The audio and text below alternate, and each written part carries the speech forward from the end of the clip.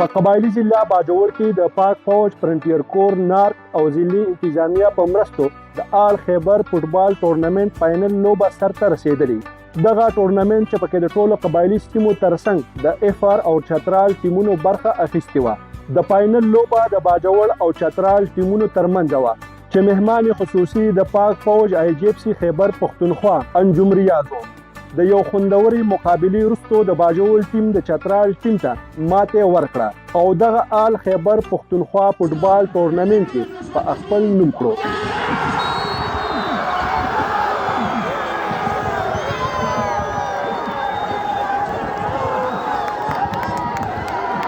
چې ټورنمنټونه څومره کې نوي پلیران نوځي دا وار مې ولا ټورنمنټ کړو ډېر ښه ټورنمنټ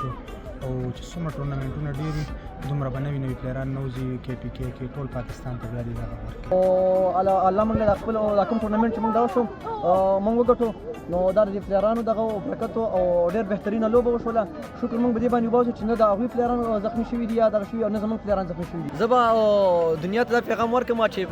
دا یو دغه متل په پښتو کې ویل کېږي چې د کوم ځای ګراونډونه آباد وي د هغه ځای هسپتالونه ویران وي. نو زمونږ چې په کوم ځای کې دغه دي نو ګراونډونه دې آباد ساتي نو بیا به زمونږ هسپتالونه ویران وي. د تیر یو هفتې نه جاري دغه ټورنمنټ کې د باجوړ ترڅنګ د نورو قبایلي سیمو نه راغلي په زرګونو تماشایانو ګډون د دغه خبرې ښکاره ثبوت دی چې د دې سیمې ولس امن پسند دي او په ګرده نړۍ کې د لوبو د لارې د امن پیغام خوروي. داسې اکټیویټي کېږي چېرته کې د چترال او د وزیرستان د خیبر دا بهر نه ټیمونه راځي نو دا یو د امن نشاني ده د امن پیغام دی او موږ د مقصد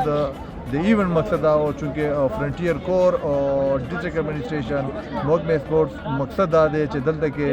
پازیټیو اکټیویټیز روانې وي یو امن پیغام هم وي او ورسره چې یو هیلدي اکټیویټي ده د پلیر هغه خلک چې نیګیټیو اکټیویټي طرف ته روان وي موږ کوشش دی چې موږ پازیټیو اکټیویټي طرف ته راولي. د دستورې په اخر کې د خیبر پښتونخوا آی جی اف سی او ضلعي انتظامیه